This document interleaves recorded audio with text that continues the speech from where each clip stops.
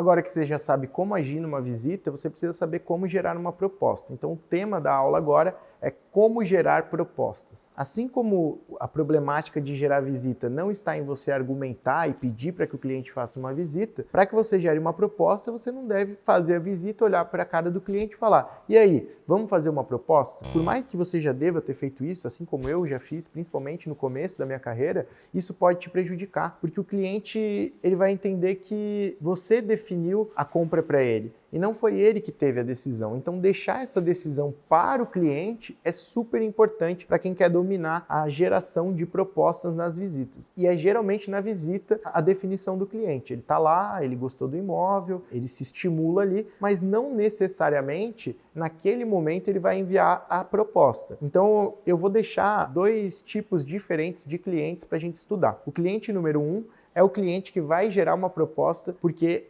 ele, naquele momento do imóvel, ele ficou interessado e ele quer comprar. E o cliente que vai para casa e, eventualmente, no mesmo dia, no dia seguinte ou alguns dias depois, vai enviar essa proposta. Existem esses dois tipos de clientes e para cada um desses clientes, você deve ter uma maneira de conduzir para que você não perca, né? Para que ele não escorregue e vá embora. Cliente número 1, aquele cliente que durante a visita ele vai enviar a proposta. Primeiramente, o cliente que vai enviar uma proposta, ele não olha para o imóvel e fala: eu quero esse, eu vou mandar uma proposta. Geralmente não, né? A grande maioria das vezes não. Ele começa a fazer perguntas específicas para aquele imóvel. Esse imóvel tem desconto, a documentação dele está ok, aceita financiamento. Vai perguntando coisas mais indiretas, mas que vão te levar a crer que ele de fato está interessado em comprar. Esse cliente você vai ter que testar se ele é o cara que vai mandar a proposta agora ou se ele é o cliente que vai pensar, vai falar com a mulher e daqui, ou no final do dia, no dia seguinte ou nos próximos dias que ele vai te enviar a proposta. E isso é o teu trabalho que deve ser feito para separar esse tipo de cliente. Então, primeiramente é perguntando diretamente para ele. Quando ele fizer 2 a 3 perguntas, ele te deu um indicador, ele está interessado. Se ele não fizer perguntas, você está tentando gerar uma proposta em um ambiente um pouco obscuro, nebuloso, ela é um pouco aleatória, um pouco arriscada.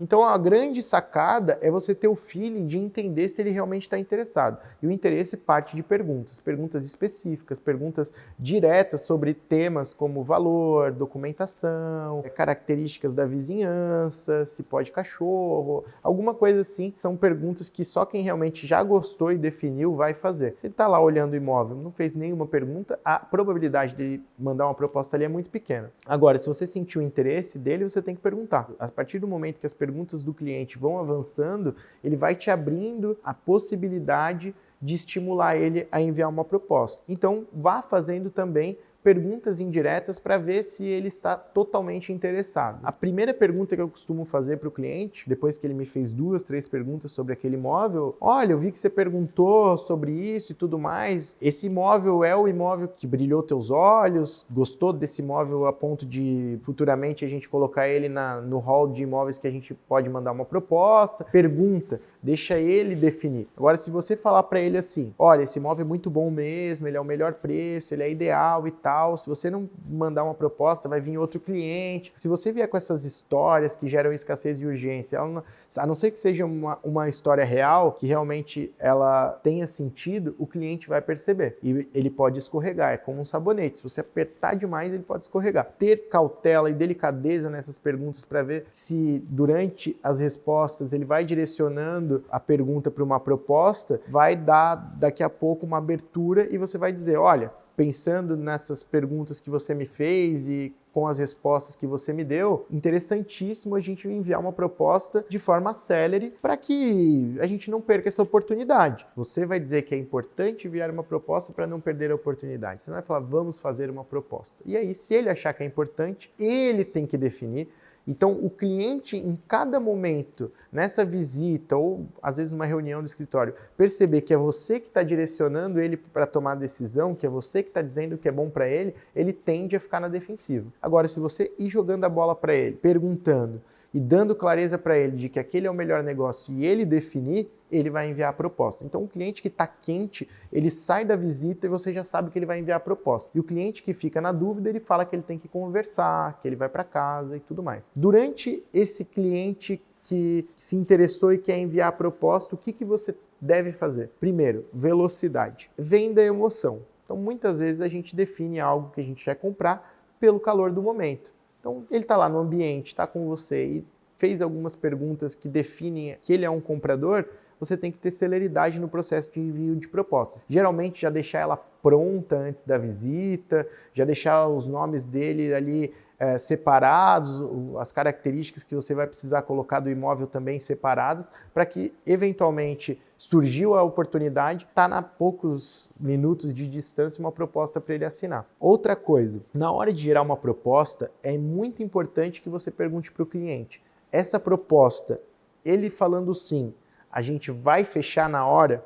Ou ainda tem algum ato para acontecer? Verificar com a sua mulher, verificar com o seu sócio, verificar se tem disponibilidade de financiamento e tal. Não, esse momento é o que eu vou comprar mesmo e tal. Então, o que você acha de a gente colocar um sinal de negócio nessa proposta? Se o proprietário aceitar, a gente já fazer o sinal e garantir o negócio, para que daqui a pouco ele não aceite e amanhã ele mude de ideia. Isso serve para a tua segurança. Então, estimular o cliente a colocar um sinal vai assegurar as duas partes, porque o ser humano, ele tende a se arrepender de quase tudo que ele faz, quase toda decisão, principalmente as decisões importantes. Até mesmo quando a gente está no iFood ou definindo um filme, a gente fica na dúvida entre um ou outro e acaba, depois que toma a decisão, por exemplo, eu peguei um filé, gostei. Quando o garçom anota filé e você estava na dúvida do salmão, você pensa, será que eu fiz a melhor decisão?